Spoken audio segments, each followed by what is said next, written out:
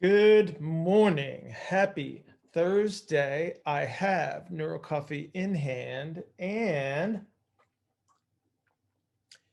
it's perfect as usual. I got a question, Bill. I got an answer. What was your philosophy when you first started, and how has it changed days? Oh, Nikki, you don't want to go there. Why? Let's do it.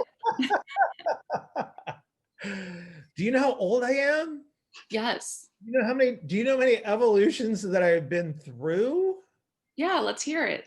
Oh, it was horrible. It was miserable. I was an idiot. I would not send my worst enemy to Bill Hartman year one.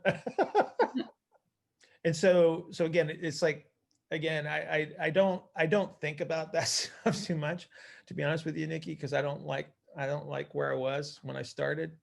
It was kind of embarrassing. And but yeah, I don't know. It's just been an evolution. Like the last 10 years have been really, really good. I've just been able to ask better questions because I've had enough reps and horrible, miserable failures.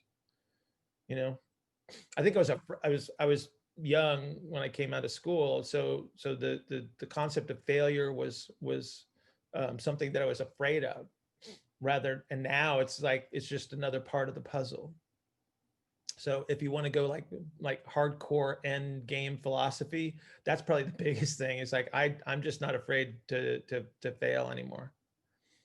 Like, so I did not have a philosophy when I came out of school. I was lost. I was a puppy. I had a oatmeal for a brain. That brings me to my next question. Okay, it's the Nikki show. Go ahead. Somebody has to have a show today.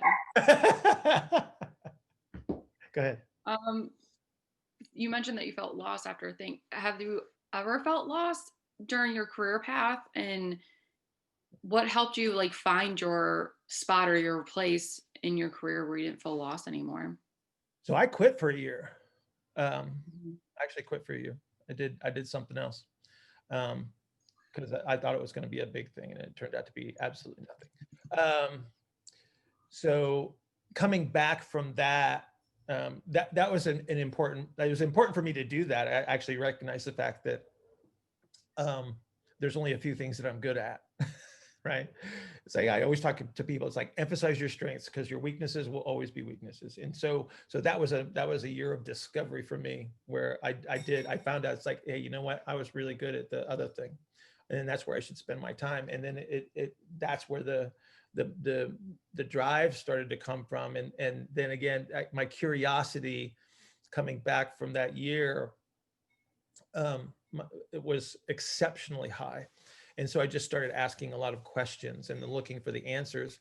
And then there's this thing that is I think it's gaining some popularity now called the internet. And there was a lot of more information that was available to me. So back in the old days, what we used to do is we used to have to read books, and you actually had to go to the library where they had the journals to get articles, and then you had a card, like a credit card that you would put into the machine that would actually make a photocopy, and you used to have to photocopy the articles and take them home with you instead of downloading the PDF in about 2 seconds.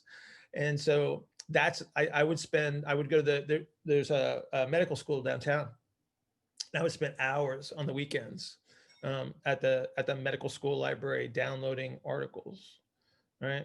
So that's kind of, like I said, there was just that moment of recognition. It's like, yeah, I probably just need to stick with what I'm good at, and then just develop that as hard as I possibly can. And I had a couple of people that gave me a little bit of guidance early on from from PT school, actually, and I got to work with one of my mentors for a couple of years. Yeah. Do you think it's normal to feel lost at some point in your career? I don't know. I think it's going to be an individual thing. I think some people are just really, really self-aware, and that's the one of the greatest of superpowers. And it just, like, some of us find it early. I'm a late bloomer. I'm going to be 55 in May, so I'm a really late bloomer as far as I'm concerned. I think that if I would have had the opportunity to be exposed to the amount of information that is available now, I think it would be probably a different evolution. But I'm really happy about the way that it turned out, because I'm like ridiculously happy where I am in life in general. Like, it took me forever to get here, but I'm really happy to be here. And so again, I think you just kind of, everybody finds their own way, but feeling lost is not something to worry about, as long as you remain curious, and as long as you continue to ask questions, and as long as you continue to seek more information, and not just information, but to gain the experience that goes with it. I have one more deeper questions on the Bill Hartman show this morning.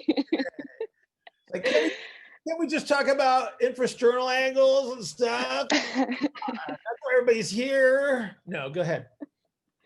Okay, so on that note, and like kind of like on the tail end of all of those, what do you think that personally, like inside of you, not outside of your environment, or not necessarily the learning, but you personally on the inside made you successful, or made you who you are now? Like, I know that, like, I think like like you put out some of the answers, but what do you think that's like the three like most successful traits in you?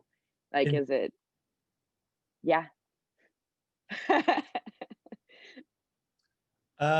well, number one, I'm happy. I don't know that I'm successful. Okay, I'm happy, which is more important. Um, Having a curiosity about what you do is one of the most powerful things, because it drives you to continue to progress, right? I still have questions. I still look for answers, right? And so I think that that's probably a number one. Like, the minute you stop being curious, you don't ask questions anymore, and then you make an assumption that you know enough, and then there's no growth. And one of my greatest fears is that I'm actually an old man sitting in a nursing home, sitting in a wheelchair, and all this is being imagined, right? Because that's where I don't want to be. I always want to be invested and excited about what I do. And so I think the curiosity is the number one thing, because it does continue to push you. Like, when you're tired, but you still have to answer that one question, because it's just burning up inside of you to have an answer. And so that, I don't know if I would have a top three, to be honest with you, because I just think that the curiosity drives the excitement drives the motivation, and then the discovery is the reward. So, it's just, people like to talk about, like, they know something about the brain, and they say, oh, it's your dopamine reward system. It's like, okay, so let's just say that is what's going on. It's like, every time you discover something new, or something of value, or something that kind of makes sense, and you do get that excitement, like getting getting that perfect, the perfect red velvet cake with the extra buttercream icing on it, what I'm talking about, and then you put your favorite caramel flavored ice cream on top of it. Does everybody do that, or is it just me? So it's that moment where it's just like, this is perfect, and you feel that, and then you get driven again. So, but without the curiosity, I don't think there's a cascade like that.